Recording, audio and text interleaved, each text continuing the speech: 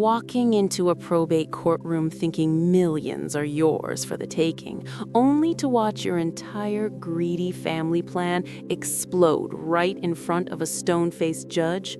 That's exactly what happened in this jaw-dropping case of betrayal, lies, and one perfectly timed piece of paperwork that turned everything upside down. Welcome back to Joy of Revenge, where we celebrate those sweet moments when entitled people get wrecked by cold, hard facts.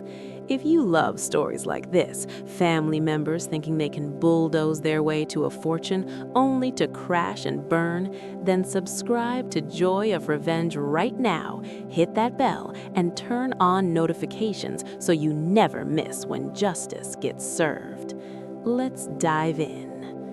It all started just days after Grandpa Harlan passed away at 87. Harlan was a quiet, sharp-minded man who'd built a comfortable life through decades of smart investing and running a small manufacturing business. He owned a beautiful home, stocks, savings, and land that added up to well over $3 million. But what mattered most was how he lived his final years, with dignity, surrounded by the one person who truly cared, his granddaughter, Emily. Emily had been there every single day for the last 5 years.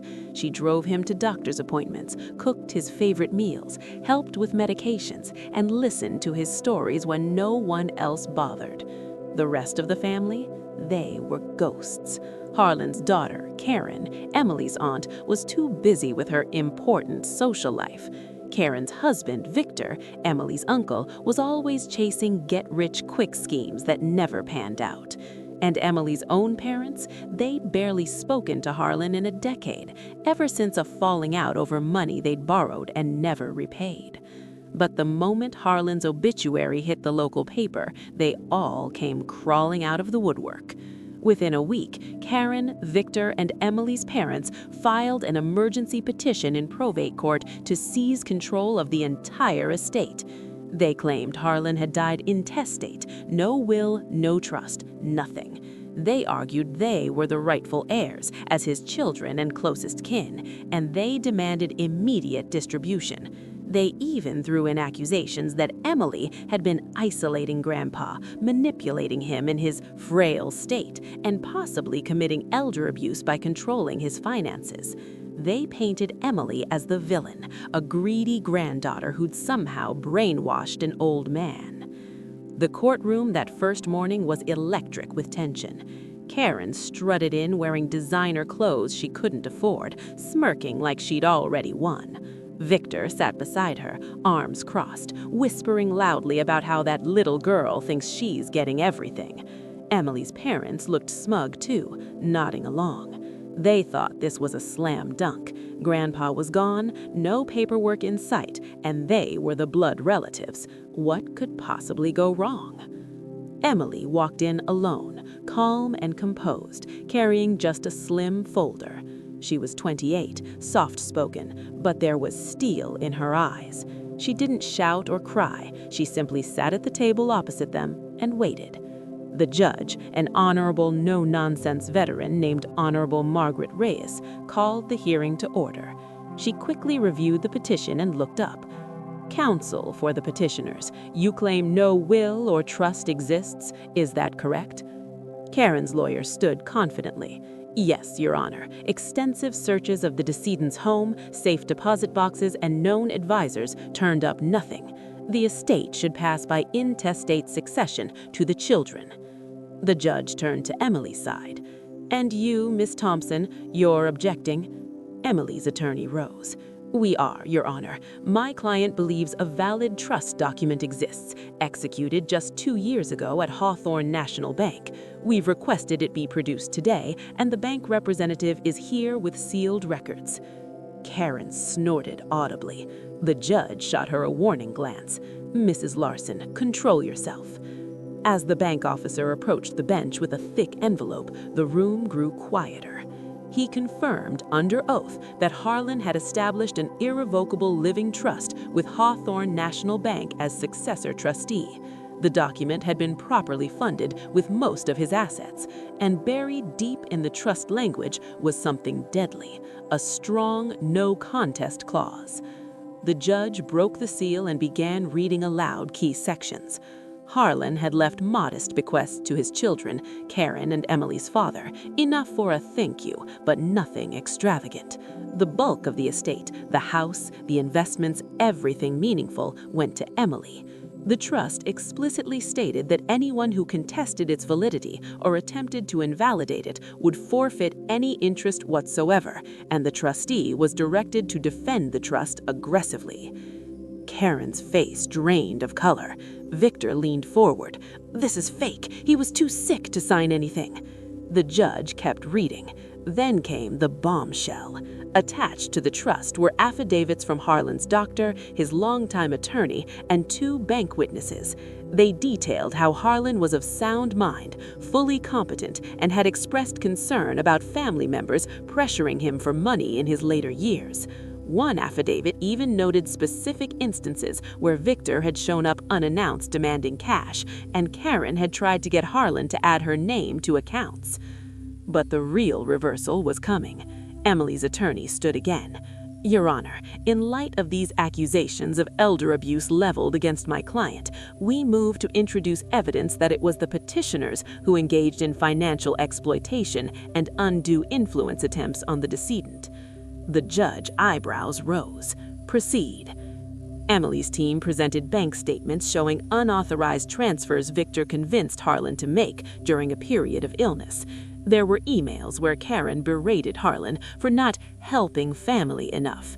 And worst of all, recorded phone calls, legal in their state, where Victor pressured Harlan to change his estate plans, saying things like, "You owe us, old man. Don't make us cut you off completely." The courtroom air thickened. Karen's overconfidence shattered. She started fidgeting, whispering frantically to her lawyer. Victor's smug grin was gone. He looked like he might be sick. Emily's parents stared at the floor, realizing their own lies were unraveling. Judge Reyes's voice grew colder with every page. "This is not just a family disagreement. These are serious allegations of financial elder abuse, backed by documentation. The court is deeply troubled by the petitioner's conduct." She turned to the petitioner's table. "Your emergency petition to seize the estate is denied. The trust stands. And because you have contested it without probable cause, despite clear evidence to the contrary, the no contest clause is triggered. You forfeit any bequest you might have received." Karen gasped. "You can't do that." The judge ignored her outburst. Furthermore, the court finds sufficient evidence of elder financial abuse to refer this matter to the district attorney's office for criminal investigation. Bailiff, please serve the protective order and notice of criminal referral on Mr. Victor Larson immediately. The bailiff stepped forward with papers. Victor's hands shook as he took them, his face pale as the reality hit. Not just losing money, but potential criminal charges staring him down. Karen burst into tears, her overtop facade crumbling. Emily's parents sat frozen, knowing their own roles might come under scrutiny next. The judge granted a protective order barring the petitioners from contacting Emily or interfering with the trust administration. She banged the gavel. "This hearing is adjourned." But as everyone filed out, whispers spread through the hallway. Karen was already on her phone plotting their next move. Victor muttered something about appealing everything. They weren't done yet. Not by a long shot. But the drama wasn't over. Not even close. As the gavel echoed and everyone started gathering their things, the courtroom doors barely closed before the real fireworks began in the hallway outside. Karen, Emily's aunt, lost it first. She spun around, mascara already streaking, and lunged toward Emily like she was going to grab her by the collar. "You little snake! You stole everything from us!" she shrieked, voice cracking. Victor caught her arm just in time, but not before she spat out, "This isn't finished. We'll bury you in appeals and make sure everyone knows what you really are."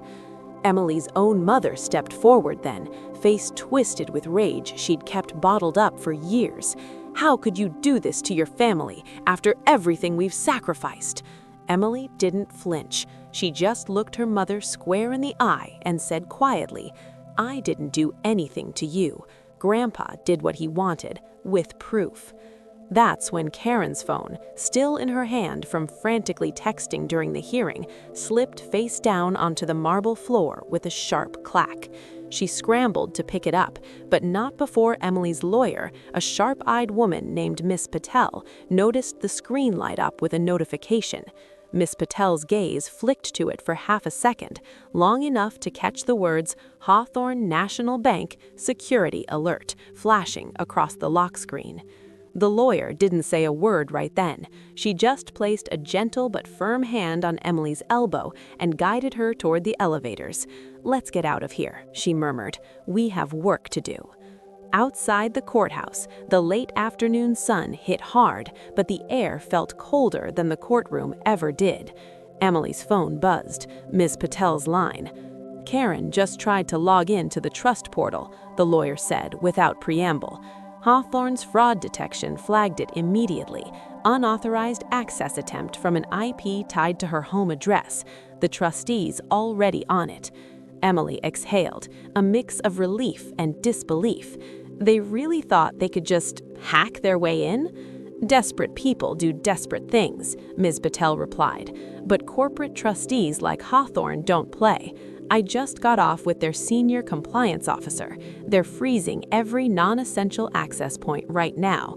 No changes, no withdrawals, no viewing without court order or trustee approval. And they're documenting every keystroke attempt, time-stamped, IP-tracked, ironclad." By the time Emily reached Miss Patel's office 20 minutes later, the lockdown was complete. The lawyer's conference room smelled faintly of fresh coffee and victory. They set up a secure video call with the Hawthorne Trust representative, a calm, no-nonsense woman in her 50s named Rebecca Lang, who spoke like someone who'd seen every family meltdown imaginable and still slept fine at night. Rebecca confirmed it on screen. "The no contest clause has been fully triggered and is self-executing. The petitioner's bequests are forfeited as of the judge's ruling today. We've reviewed the attempted portal access, 3 failed logins using variations of Harlan's name and date of birth, plus 1 brute force attempt on the secondary email recovery. All logged, all reported to our internal security, and now shared with the probate court and the DA's office as supplemental evidence of bad faith." Emily leaned forward. "And my parents, they weren't the ones trying to log in, but..." Rebecca didn't hesitate. "We've cross-referenced the affidavits and the recorded calls you provided. Your father was present at least 2 of the pressure incidents with Victor. Your mother sent emails urging Harlan to reconsider his generosity. The trustee board has flagged their potential involvement for further review. If the DA pursues charges, we'll cooperate fully. No emotion, just facts." The call ended with Rebecca's final line, delivered flat and final. "The estate is secure. Distribution to the sole remaining beneficiary, Miss Thompson, will proceed on schedule once the court signs off. Expect final paperwork within 30 to 45 days. 2 weeks later came the sanctions hearing, same courtroom, same judge, but a different atmosphere. Karen and Victor's new lawyer, a slick downtown type, stood up and offered a lengthy, flowery apology on their behalf. "My clients deeply regret any appearance of impropriety. They were grieving, acting out of emotion rather than malice." Judge Reyes wasn't buying the performance. She cut him off mid-sentence. "Grief doesn't explain attempting to breach a secure trust portal 2 hours after I ruled against you. It doesn't explain filing a baseless elder abuse claim without a shred of evidence. What it does explain is why the no contest clause exists in the first place, to deter exactly this kind of gamesmanship." She imposed personal sanctions, $18,000 in attorney fees and court costs, payable jointly by the petitioners within 30 days. She also entered a formal finding of frivolous litigation, which would haunt any future appeals they might try. Karen sat stone-faced. Victor stared at the table like it owed him money.